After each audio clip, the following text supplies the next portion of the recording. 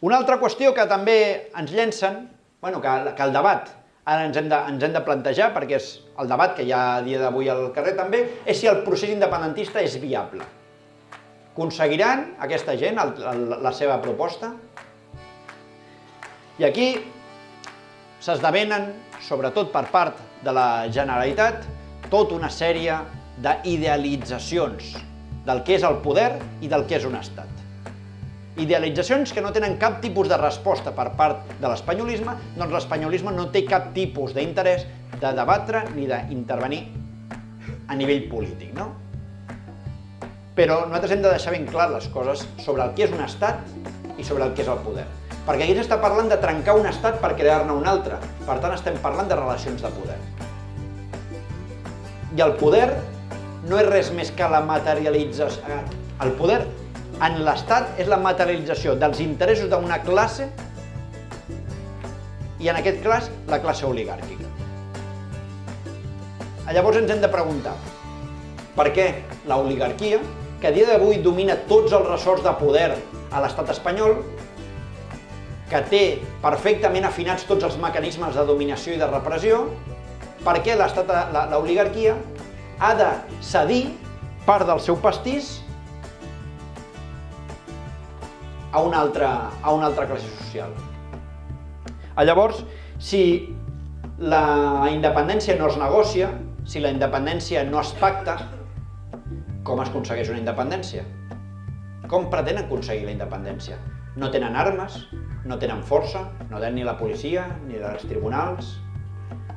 Com pretenen desenvolupar un marc legal diferent?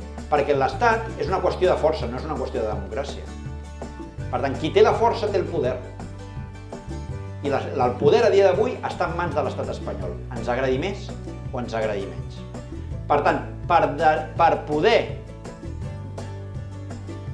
portar una proposta de ruptura com aquesta que s'està portant, l'única via viable és la ruptura amb tot el bloc oligàrquic burgès, la ruptura amb tota l'oligarquia, la presa del poder a l'Estat i, per tant, canviar la classe social que a dia d'avui està al poder, que és l'oligarquia, per una altra classe social.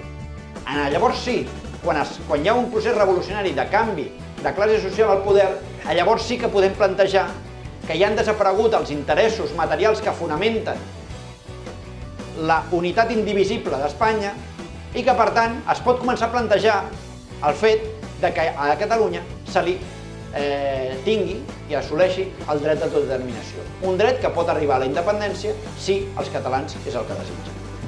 I quin és aquest objectiu? Doncs, evidentment, acabar amb una societat que prima els interessos d'una classe social que no és la nostra, la societat dels explotadors, i substituir la societat dels explotadors per la societat d'homes lliures d'explotació, que és la societat dels treballadors i treballadores, és la societat socialista comunista. Una societat on el dret d'autodeterminació serà una realitat, com ja ho va ser en els països socialistes, ho tornarà a ser a l'estat espanyol.